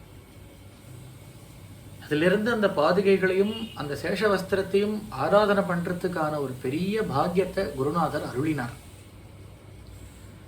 அதுக்கு மேல அங்க ஞானேஸ்வரர் சொல்லிட்டு போறார், பாத சேவனம், வந்தனம், தாஸ்யம்.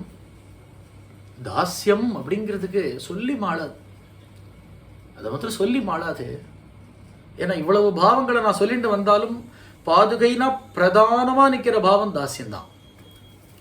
நம்ம எவ்வளவுதான் சக்கியம்னு சொன்னாலும் 100 பாவங்களை சொன்னாலும் சுவாபாவிகமா வர பாவம் பாதுகைட்ட எதுனா தாஸ்யம்ங்கிற பாவம். இது ஒரு தாஸ்ய பக்தி. அதை சொல்றார் ஞானேஸ்வரர். அவர் ஜோடிச்சுண்டு சொல்றார் இந்த இடத்துல, ஒரு நாளைக்கு நான் என் குருநாதருக்கு நிறைய கைங்கரியம் பண்ணி பண்ணி பண்ணி பண்ணி அதனால என் குருநாதருக்கு ஒரு திருப்தி ஏற்பட்டு ஒரு நாள் என்னை கூப்பிடுவார். கூப்பிட்டு, ஞானேஸ்வரா இவ்வளவு கைங்கரியம் பண்ணிட்டேப்பா, உனக்கு என்ன வேணும்னு கேட்பார் என்கிட்ட. அப்ப நான் என்னென்ன சொல்லுவேன் தெரியுமா அப்படின்னு கேட்டுக்கிறார். இதெல்லாம் கீதா வியாக்கியானத்திலேயே இந்த பிரகரணத்திலேயே சொல்றார். அப்ப நான் என்னென்ன கேட்டுப்பேன் தெரியுமா? குருநாதா, உங்களுக்கு சர்வஸ்வமும் நானே ஆயிடணும், எல்லா கைங்கரியமும் நானே பண்ணணும், நான் ஒருவனே உங்கள்கிட்ட கைங்கரியம் பண்றவனா இருக்கணும். அவ்வளவு பொசசிவ்னஸ் வருமா ஆச்சாரியன் இடத்துல. நான் அப்படி ஒரு கைங்கரியம் பண்ணணும். உங்களுக்கு எப்படி பண்ணணுங்கிறார். வேற யாருமே கூட இருக்கக்கூடாதுன்னு சொல்லல அவர் சொல்றார், நீங்க வெயில்ல நடந்தேளானா உங்களுக்கு மேல இருக்கக்கூடிய இந்த ஸ்வேத சத்திரமா நானே ஆகணும், அந்த கொடை பிடிக்கிறவனாகவும் நானே ஆகணும், உங்களுக்கு பாதுகைகளாகவும் நானே ஆகணும், உங்க சரணத்துல அந்த பாதுகைகளை போட்டு விடுறவனாகவும் நானே ஆகணும். நீங்க நடந்து போயிட்டே இருக்கும் பொழுது உங்களுக்கு முன்னாடி செத்த தூரத்துல ஒரு குழி இருக்குன்னு ஒரு சிஷ்யன் ஓடி வந்து சொல்லுவானே, அந்த சிஷ்யனாகவும் நானே ஆகணும். உங்கள் கண்ணில் படுற காட்சியில் எது எது உங்களை சந்தோஷப்படுத்துறதோ அவ்வளவு நானே ஆகணும். உங்களுக்கு எதெல்லாம் சந்தோஷத்தை கொடுக்குமோ அவ்வளவு வஸ்துவாகவும் நான் ஆகணும். அது சேத்தனமோ அச்சேத்தனமோ எனக்கு அதை பற்றி இல்லை. நீங்கள் ஒரு விஷயத்தை பார்த்து சந்தோஷப்படுவேலானா, உங்களுக்கு ஒன்று பிடிக்குமானா அது என்னால் ஆயிண்டே இருக்கணும். சுருக்கமாக சொல்லணுமானா உங்களுக்கு எப்படி பிடிக்குமோ அப்படி நான் இருக்கணும். எனக்குன்னு ஒரு எண்ணம், எனக்குன்னு ஒரு சங்கல்பம், எனக்குன்னு ஒரு வாழ்க்கை, அப்புறம் என்னுடைய எண்ணம் அப்படின்னு ஒன்று இல்லாமல் என் வாழ்க்கைங்கிறது உங்கள் சங்கல்பமாக இருக்கணும். இப்படியே இருப்பேன். உங்களுக்கு சமையல் பண்ணுறவனாகவும் நானே இருக்கணும். உங்களுக்கு அதை பரிமாறுறவனாகவும் நானே இருக்கணும். சாப்பிட்றதுக்கு அப்புறம் நீங்கள் கொஞ்சம் சயனிச்சு போயலானா உங்களுக்கு உங்களுக்கு உங்களுக்கு கீழே அந்த பாய் போடுறவனாகவும் நானே இருக்கணும். நீங்கள் படுத்து எழுந்ததுக்கப்புறம் அந்த பாயை மடிக்கிறவனாகவும் நானே இருக்கணும். எல்லா கைங்கரியத்தையும் என்னிடத்துல கொடுங்க. நான் இப்படி தான் இருந்துட்டு இருக்கணும். எல்லாம் ஞானேஸ்வரர் சொல்கிறார், ஞானேஸ்வரியில் சொல்லிட்டு போகிறார். அப்புறம் சொல்கிறார், அதுக்கு மேலே சொல்கிறார், இது எல்லாம் சரீரம் இருக்கும்போது தானே, இந்த பாஞ்சபௌதிகமான சரீரம் என்னைக்கு விழறதோ ஹே குருநாதா, அதுக்கப்புறம் தான் நான் கேட்கறது நீங்கள் கொடுக்கணும். என்ன அப்படின்னா, இந்த சரீரம் பஞ்சபூதங்களால் ஆனது இல்லையா, இந்த சரீரத்தில் இருக்கிற பிருத்திவி அம்சம் நான் போனதுக்கப்புறம் நீங்கள் எங்கே நடக்கிறீங்களோ அந்த தேசத்தில் மண்ணாக ஆகிடணும். என்னுடைய சரீரத்தில் இப்போ இருக்கிற வாயு அம்சம் உங்களுக்கு குளிர்ச்சியை தரக்கூடிய வாயுவாக ஆகணும். என்னுடைய சரீரத்தில் இருக்கிற ஆகாசங்கிற அம்சம் நீங்கள் இருக்கிற இடத்துல வியாப்தமாக இருக்கணும்.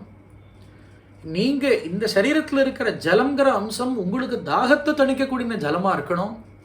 ஆக ஈகத்திலையும் சரி பரத்திலையும் சரி, நான் சரீரத்தில் இருந்தாலும் சரி இல்லைனாலும் சரி, ஹே குரு, உம்மை தவிர எனக்கு இன்னொன்று தெரியாதபடி பண்ணுவேன். எவ்வளவு எமோஷனலாக இந்த ஞானேஸ்வரர் இவர் சொல்கிறத பார்த்தா, மற்ற பிரகரணங்களை பார்த்தா இப்படி தெரியல. இதே 9வது அத்தியாயங்கள் பாஷ்யம் பண்ணும்பொழுது கம்பீரமாக பாஷ்யம் பண்ணுறார்.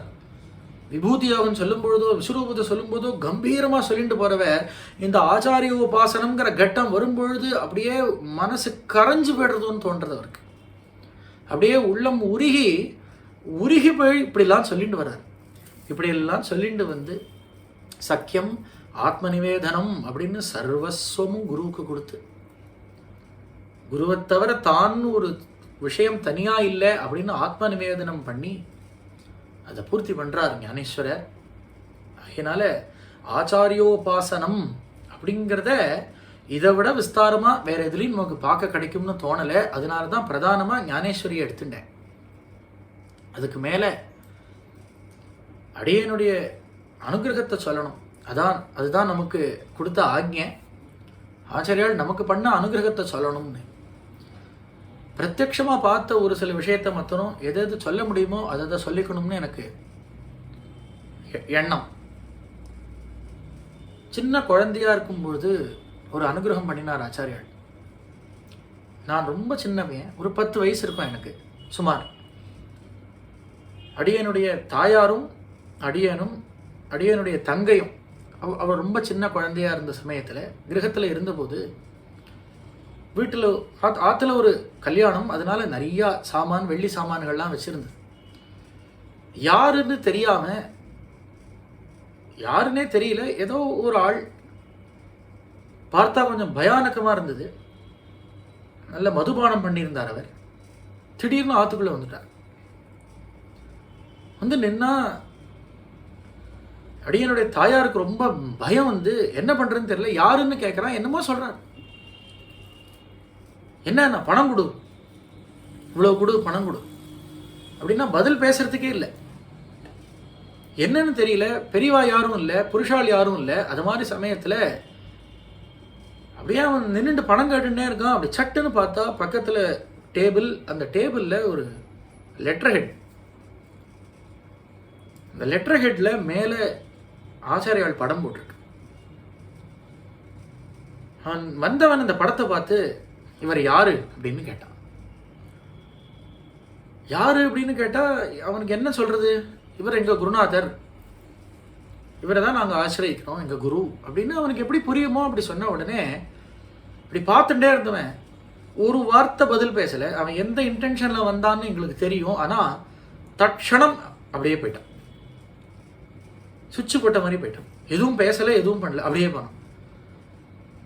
எங்கிருந்தும் குருநாதர் அனுகிரகம் பண்ணுவார், எங்கிருந்தும் அனுகிரகம் பண்ணுவார். கூப்பிட்ட குரலுக்கு திரௌபதிக்கு பகவான் அனுகிரகம் பண்ணலையோ? ஹஸ்தினாபுரத்திலிருந்து கிளம்பி வரணுங்கிற அவசியம் இல்லையே, துவாரகையிலிருந்து கிளம்பி ஹஸ்தினாபுரம் வரணுங்கிற அவசியம் இல்லையே.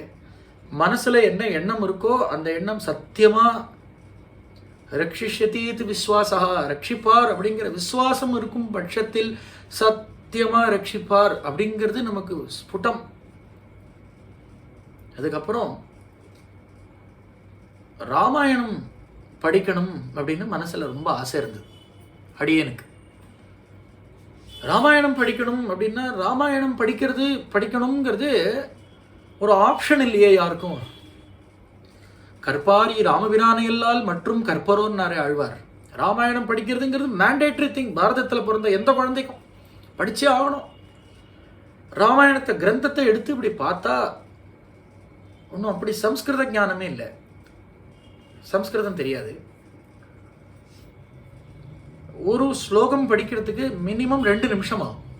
அதுவும் காயத்ரி சந்தஸ் தான். ராமாயணம் ரொம்ப சுலபம், இருக்கிறதுக்குள்ள சுலபம்னா ராமாயண ஸ்லோகங்கள் தான். பாராயணத்துக்கோ பதச்சேதம் பண்ணுறதுக்கோ அன்வயிக்கிறதுக்கோ ரொம்ப சுலபமாக இருக்கும். அதை படிக்கவே முடியல. எவ்வளவோ ட்ரை பண்ணி ஒரு சர்க்கம் பாராயணம் பண்ணி முடிக்கிறது அப்படிங்கிறதுக்கு சுமார் 2 மணி நேரம் ஆகிடும். 50 ஸ்லோகம் படிக்கிறதுக்கு. பாராயணம் பண்ணுறவாளுக்கு இது பரிச்சயமாக இருக்கும். ஒரு சர்க்கம் படிக்க நார்மலாக 8 நிமிஷத்துலேருந்து 9 நிமிஷம் ஆகணும். அப்போ அது என்னாச்சு, பாராயணம் பண்ண வரலையே அப்படின்னு மனசில் ஒரு ஃப்ரஸ்ட்ரேஷன்னால இது போரும் பாராயணம் அப்படின்னு அந்த புஸ்தகத்தை வந்தனம் பண்ணிட்டு மூடிட்டு அப்படியே படுத்துண்டாச்சு. படுத்துண்டா சொப்பனத்தில் ஜேஷ்ட மாச நிதானம் தரிசனம் கொடுத்தார். தரிசனம் கொடுத்து அந்த புஸ்தகத்தை வச்சுட்டு இருக்கார் கையில், ராமாயண புஸ்தகத்தை வச்சுட்டு இருக்கார். நான் எழுந்துட்டேன், சேவிச்சேன். என்ன பிரச்சனை உனக்கு இதில் அப்படின்னு கேட்டார்.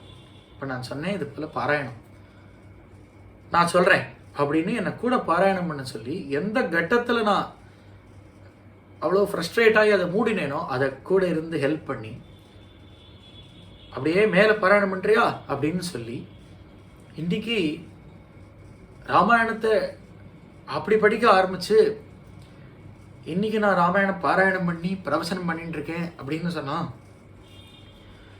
அது ஆச்சாரியுடைய அனுகிரகம் அப்படிங்கிறது இல்லாதக்கு வேற ஒன்றுமே இல்லை.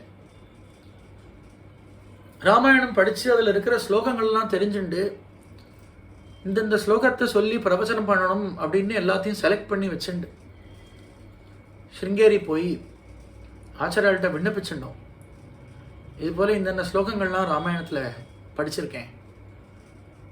கேட்டுனுட்டார். கார்த்தால சாயங்கால தரிசனத்தில் எங்கேயோ கியூவில் நின்றுட்டு இருந்த போது எங்களை கிட்ட கூப்பிட்டு ஒரு சிஷ்யனை அனுப்பிச்சு என்னை கூட்டின்னு வர சொல்லி தரிசனம் ஆயிண்டே இருக்கும் பொழுதே பக்கத்தில் கீழே உட்கார வச்சுட்டு முதல்லேருந்து சொல்லிண்டே வா அப்படின்னு சொல்லி எல்லா ஸ்லோகங்களையும் நான் முதல்லேருந்து, அதாவது பிரவச்சனத்துக்கு தேவையான ஸ்லோகங்கள், அதை கதாபாகம்னு சொல்லுவோம். பிரவச்சனத்துக்கு தேவையான ஸ்லோகங்கள்லாம் சொல்லும் பொழுது ஒரு ஸ்லோகத்துக்கும் கரெக்ஷன்ஸ் கொடுத்து ஒரு ஸ்லோகத்துக்கும், ஏன்னா அப்போது சம்ஸ்கிருத ஞானம் இல்லாததுனால அது ரொம்ப விடம்பரமாக தெரிஞ்சது அந்த தவறுகள். அதை லிட்ரலி ஒரு ஸ்லோகத்துக்கும் தப்பு. அதெல்லாம் கரெக்ட் பண்ணி கடைசி வரைக்கும். உதாரணத்துக்கு சுந்தரகாண்டத்தில் ஆஷ்கோட்டயாமாச சுச்சும்ப புச்சம் அப்படின்னு அடியேன்னு சொன்னேன். உடனே ஆச்சாரியால் அது ஆஷ்போட்டயாமாச எஸ்சராமம் ந பசியேத்தும் எஸ்சராமம் ந பசியதி அப்படின்னு சொன்னேன். உடனே ஆச்சாரியால் எஸ்சராமம் ந பசியேத்தும் எஞ்சராமோ ந பசியதி. இப்படி ஒரு ஸ்லோகம் நூபுரஹா அப்படின்னு சொல்ல நூபுரே அப்படின்னு சொல்லி ஒரு இடத்துலையும் அதுக்கு உண்டான கரெக்ஷன்ஸை கொடுத்துண்டு அப்புறம் எல்லாம் முடிஞ்சதுக்கப்புறம் எப்படி படிக்கிற நீ?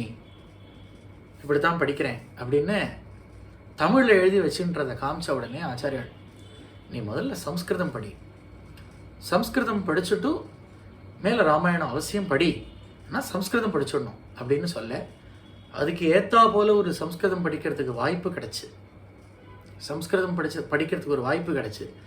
அப்புறம் மறுபடியும் ஆச்சாரியாள்கிட்ட போய் மறுபடியும் ஆச்சாரியால் முன்னாடி சொல்லணும், ஏன்னா போன தடவை நிறைய தவறுதல் இருந்ததுன்னு சொன்ன உடனே ஆச்சாரியால் அவசியம் சொல்லு அப்படின்னு ஒரு பெரிய அனுகிரகம் பண்ணார்.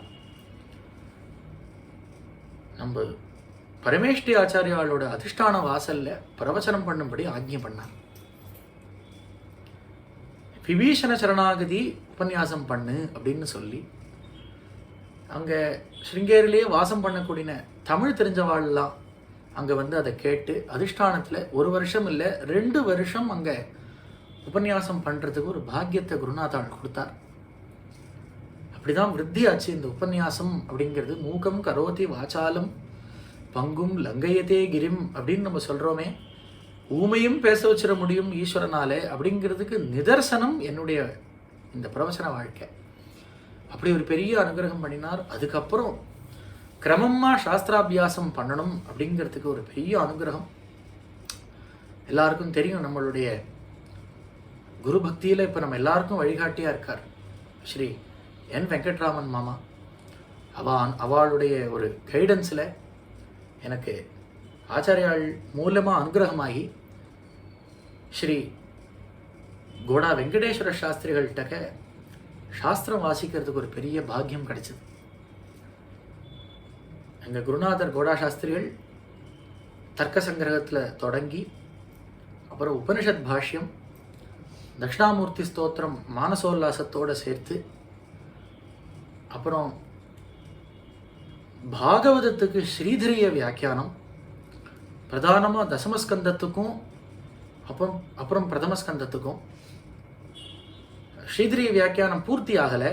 ஆனாலும் யதாசக்தி எங்கள் குருநாதர் எனக்கு அனுகிரகம் பண்ணினார். இதெல்லாம் மாசநிதானம் அவருடைய பெரிய அனுகிரகத்தினால நடந்தது. அப்புறம் பிரவச்சனம் அப்படிங்கிறதுக்கு எவ்வளவோ பேர் மடத்தை ஆசிரியச்சுண்டு மடத்தினால கௌரவிக்கப்பட்டு பெரிய பெரிய வித்வான்கள், படித்த வித்வான்கள்லாம் இருக்கும்போது கூட ஆச்சாரியால் விஷயமாக பல உபன்யாசங்களை பண்ணுறதுக்கு ஒரு பெரிய பாக்கியத்தை சிஷ்யர்கள் மூலியமாக எனக்கு ஏற்படுத்தி கொடுத்துட்டுருக்கிறது நம்மளுடைய ஆச்சாரியால் தான். ஆகையினால எல்லா அனுகிரகமும் பண்ணியாச்சு. முதல்லேருந்து சொல்லிட்டு வந்தது போல் நமக்கு கொஞ்சம் கொஞ்சமாக பரிபக்குவத்தை கொடுத்து ஆச்சாரியால் கொஞ்சம் கொஞ்சமாக நம்மளை கிட்ட சேர்த்துக்கிறார் அப்படிங்கிறது நமக்கு நிதர்சனமாக தெரிகிறது.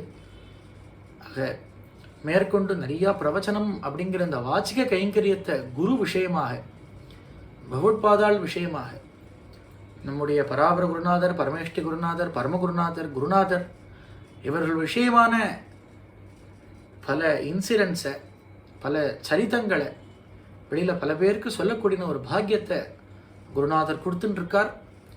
மேலேயும் கொடுக்கணும் அப்படின்னு பிரார்த்தனை பண்ணிண்டு, இந்த பாக்கியத்தை நமக்கு கொடுத்த, இதை சொல்லணுங்கிற பாக்கியத்தை நமக்கு கொடுத்த இந்த ஸ்ருங்கேரி குரு பாந்தவாஹா அப்படிங்கிற இந்த ஒரு அழகான குரூப், அதில் நானும் ஒருத்தன் இருந்தாலும் எனக்கு இந்த பாக்கியத்தை கொடுத்த அவர்கள் அத்தனை பேருக்கும் என்னுடைய கிருதஜ்ஞையை தெரிவிச்சுண்டு இந்த உபன்யாசத்தை இங்கே பூர்த்தி பண்ணிக்கிறேன்.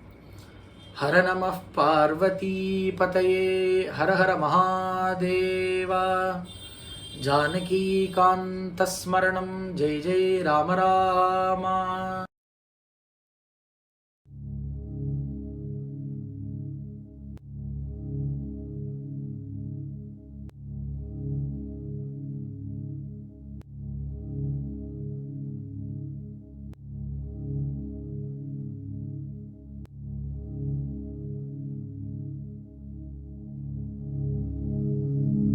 जय देव जय सद्गुरुनाथ श्री सद्गुरुनाथ श्री भारती तीर्थ गुरु सार्वभौमा.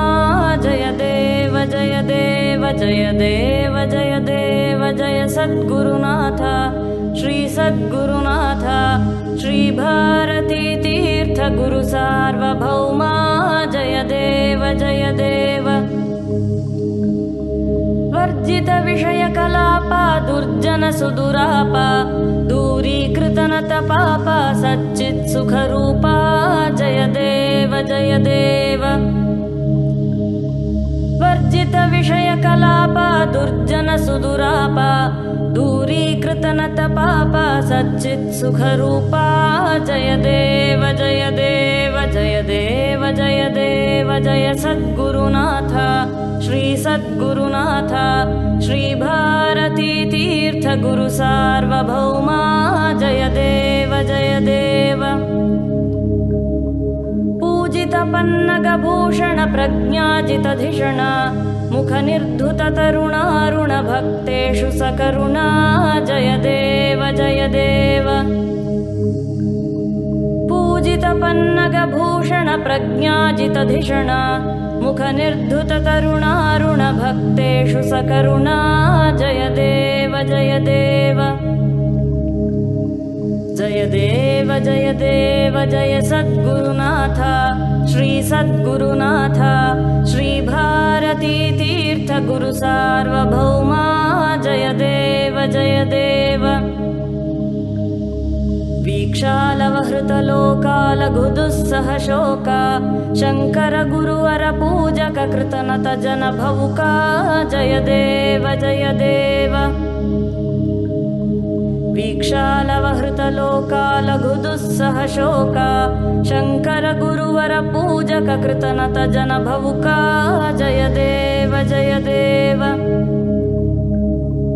जय देव जय देव जय सद्गुरुनाथ श्री सद्गुरुनाथ श्री भारती तीर्थ गुरु सार्वभौमा जय देव जय देव